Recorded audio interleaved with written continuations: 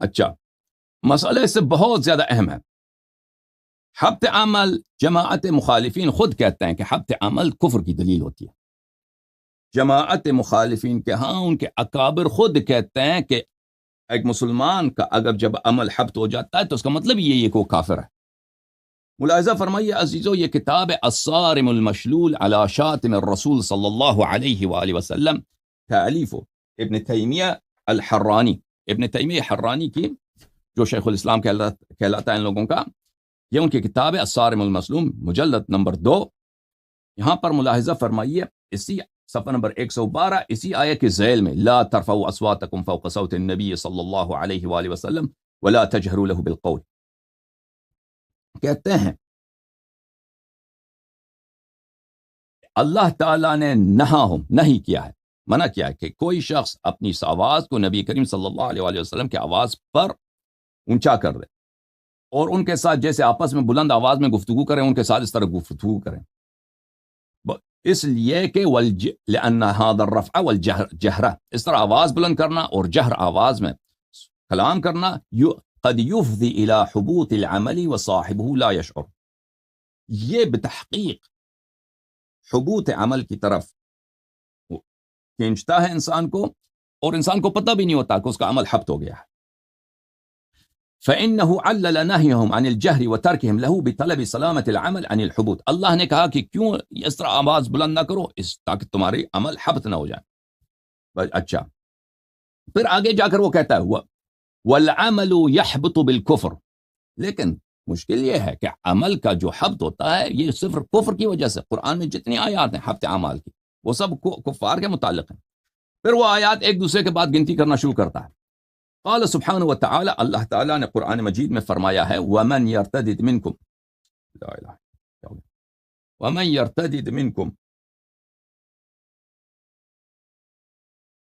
ومن يرتد منكم عن دينه فيمت وهو كافر فأولئك حبطت أعمالهم ومن يكفر بالإيمان فقد حبط عمله ولو أشركوا لحبط عنهم ما كانوا يعملون لئن أشركت ليحبطن عملك ذلك بأنهم كرهوا ما أنزل الله فأحبط أعمالهم. یہ سب آیات میرے عزیزوں، سب آیات حبط اعمال کی ہیں. اور حبط اعمال کس بات پر مترتب ہے؟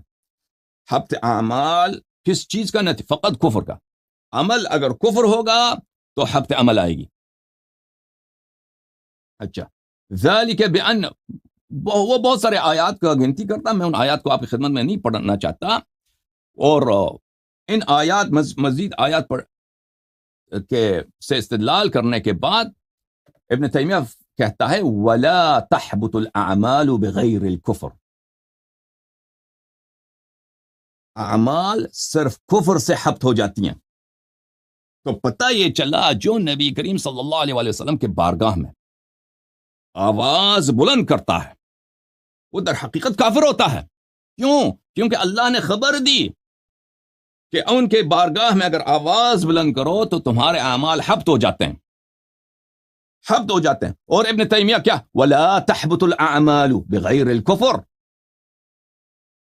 کفر وہ واحد چیز جو عمل کو حبط کر دیتا ہے وہ کفر ہوتا ہے. قرآنی بہت سارے قرآنی آیت پڑھنے کے بعد وہ کہتا ہے.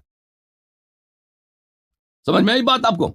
تو پتہ یہ چلا جن کے شان میں اللہ تعالیٰ نے یہ آیات نازل کی ہیں ان سے جو بے ادبی، سوء ادب، عدم توقیر بلکہ اہانت الرسول صلی اللہ علیہ وآلہ وسلم، استخفاف النبی صلی اللہ علیہ وآلہ وسلم، تحقیر النبی صلی اللہ علیہ وآلہ وسلم ان سے صادر ہوئی ہے، وہ در حقیقت بھلے وہ کافر تھے کیونکہ اللہ نے تصریح کی کہ ان کے عمل حبط ہو گئی ہے.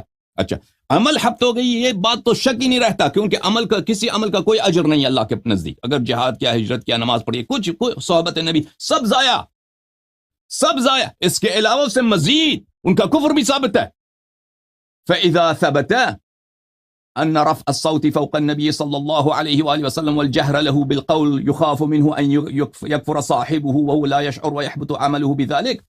پس اگر یہ ثابت ہو گیا، اور ثابت ہے کہ جو شخص اپنی آواز اٹھاتا ہے نبی صلی اللہ علیہ وآلہ وسلم کی آواز سے زیادہ اونچا اور جہوری انداز میں بات کرتا ہے ان کے نزدیک، یخاف منہ ان یکفر صاحبہ ولا یشعر، اس کا یہی خوف ہے کہ اس شخص کو خود پتہ نہیں وہ کافر بن چکا ہے ويحبط عمله بذلك، اس کے سارے اعمال نیست ہو جائیں گے اس وقت. وانه مظنة لذلك وسبب فيه، اور یہ رفع صوت اس کی سبب ہے، اس کی کفر کی سبب ہے، اور اس کے حبط اعمال کی سبب ہے.